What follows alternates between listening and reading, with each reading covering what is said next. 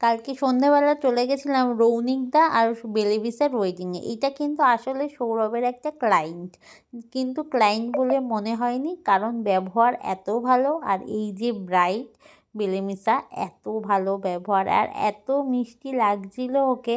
আর এটা হচ্ছে কাকা কাকিমা, দুজনেই ভীষণ ভালো, পুরো পরিবারটা ভীষণ ভালো। ওখানে গিয়ে আমার একবারও মনে হয়নি যে ওইটা মানে এনাদেরকে আমি চিনি না।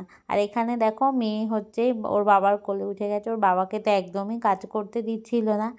আর এখানে এসে আমার মেয়েও ভীষণভাবে মজা করেছে।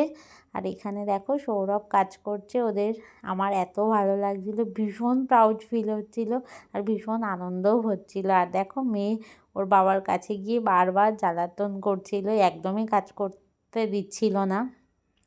আর এই বিয়েবাড়িতে এসে সত্যি কথা আমার এত আনন্দ হয়েছে, না আসলে সত্যিই একটা অনেক বড় জিনিস মিস করে যেতাম।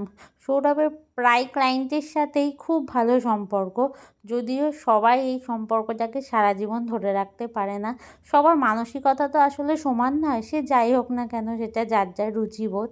আর এখানে দেখো একটু পকোড়া খাচ্ছিলাম, হেবি টেস্টিও ছিল। আর দেখো আমার মেয়ে চলে গেছে ওদের সাথে ছবি তুলতে। ও ওখানে এত সহজে মিশে গেছে না, আসলে এত ভালো ব্যবহার, আমার মেয়েও ওখানে ভীষণভাবে মিশে গেছে। আর মেয়ে ওখানে ওর বাবাকে কাজ করতে দিচ্ছিল না বলে ওকে একটু এখানে পকোড়া দিয়ে বসিয়েছিলাম যাতে খানিকক্ষণ বসে থাকে। যাই হোক, টাটা।